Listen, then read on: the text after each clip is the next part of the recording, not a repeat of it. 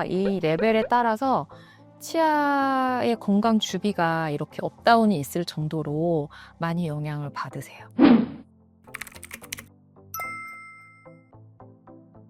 안녕하세요. 추쌤의 한입덴탈 이주연 원장입니다.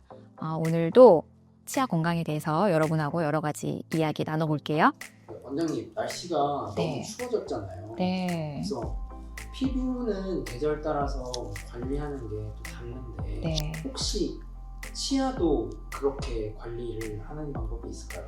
관리라기보다는 계절에 따라서 환자분들이 이야기하시는 증상들이 있어요. 그래서 이제 겨울 되면 날씨가 추워지고 건조해져가지고 치아에 좀 시림 증상이 더 많이 나타나고요. 그리고 이제 난방 기구들이 많이 있잖아요, 실내에. 그러다 보니까 입안도 같이 건조해져서 입안에 침 분비량이 줄게 되거든요.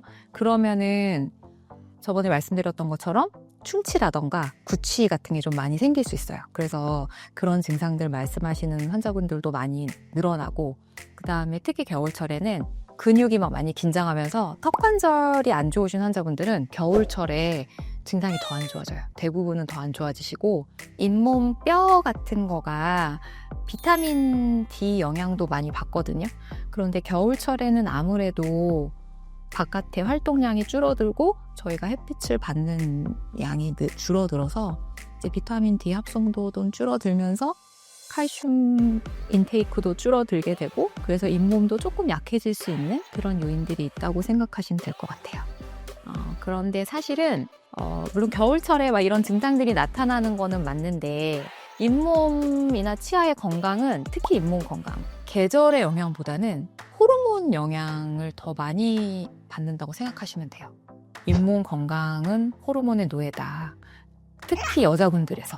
남자분들보다 여자분들이 호르몬의 영향을 굉장히 많이 받으시거든요. 치아 구강 환경이.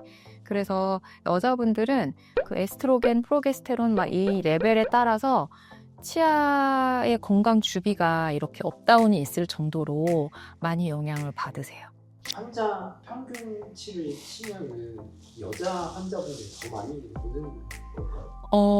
네, 아무래도 치과에 남자분들보다는 여자분들이 더 예민하게 어떤 통증이나 이런 것들도 느끼시고, 그리고 여자분들도 잇몸이 얇으시고 이래가지고 더 느끼는 증상들이 많으신 거는 사실인 것 같고요.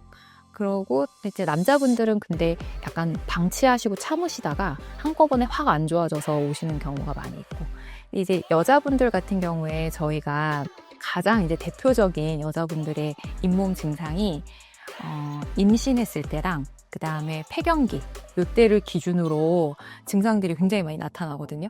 그래서 여자분들이 가장 힘든 때가 이제 임신하셨을 때 잇몸에 저희 치주과학이라는 저희 책 교과서가 있는데, 거기에 보면 임신성 치은염이라는 단어가 나와요. 그래서 임신했을 때 잇몸이 붓는 거예요. 그러면서 전체적으로 이제 면역력 좀 떨어지고 이래서 사실은 그동안에 생기지 않았을 염증도 막 붉어져 나오는 경우도 있고, 치아에서.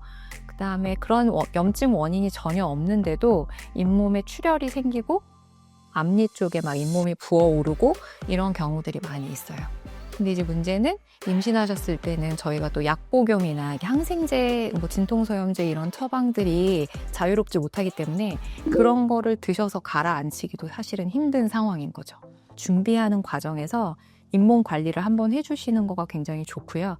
문제가 될 만한 치아들 미리미리 치료 받으시는 거 추천드리고, 그리고 임신하신 중간에도 저희가 임산부들 같은 경우에는 잇몸 치료라던가 스케일링 비용도 임산부 경감이 있어서 할인 받으시는 그 비용으로 치료를 받으실 수 있거든요.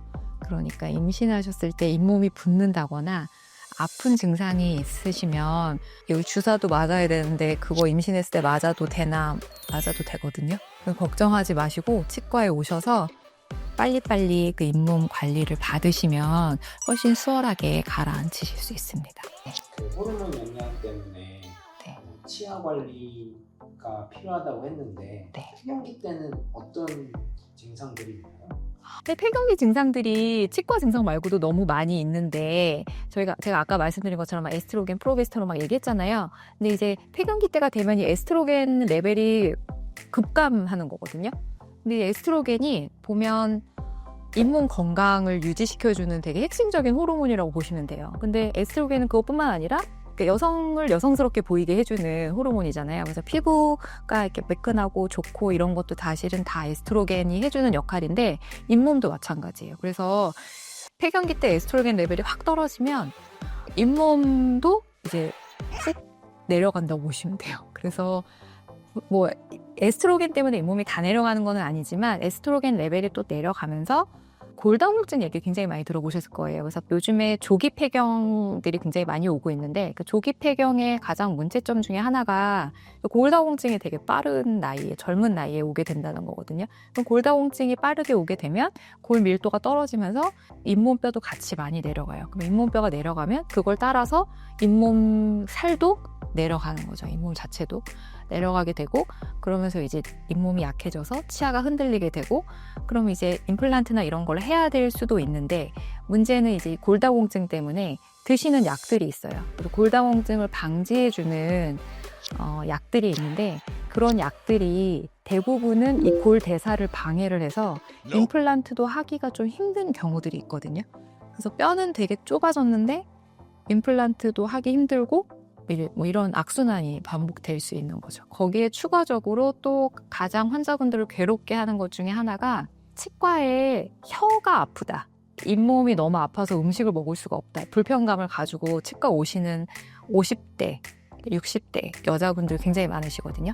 50대 가장 많으신데 그게 이제 폐경기와 관련된 잇몸 증상 중에 하나예요. 그래서 혀에 자결감이 생긴다던가 아니면 잇몸이 이렇게 뻘겋게 이렇게 다 일어나가지고 음식을 드시기가 너무 힘든 거예요. 따끔따끔해서 아주 미음 같은 이런 저자극의 음식 이외에는 조금이라도 짜거나 간이 있거나 맵거나 이런 음식은 먹기가 힘드신 거예요. 그래서 그런 분들은 근데 이게 사실 폐경기 그 호르몬 치료 이외에는 막 증상을 한꺼번에 개선할 수 있는 게 별로 없거든요. 그래서 뭐 일시적으로 스테로이드나 이런 거를 처방하는 거 외에는 그 증상을 한꺼번에 완화시킬 수 있는 방법이 많지 않아요.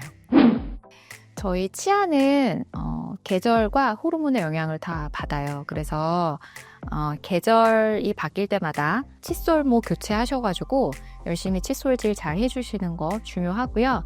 그리고 또 호르몬의 영향을 많이 받는다고 말씀드렸잖아요. 그래서 호르몬 영향을 받은 그런 경우에는 부드러운 칫솔로 잇몸에 자극이 많이 되지 않게 부드러운 칫솔모랑 그 다음에 불소 가글 치실 이런 거 사용하셔서 구강 관리를 해주시고 제가 항상 말씀드리는 것처럼 정기적으로 잇몸 관리를 하셔서 잇몸 건강을 지키는 것이 가장 중요합니다. 한번 꺼진 잇몸은 다시 되돌리기가 쉽지 않아요. 그래서 잇몸 관리에 신경 써주시고 음식도 너무 자극적인 음식 피해주시면 그래도 힘든 시기를 좀 지혜롭게 덜 힘들게 넘기실 수 있을 거라고 생각합니다. 엄마한테 잘해줘.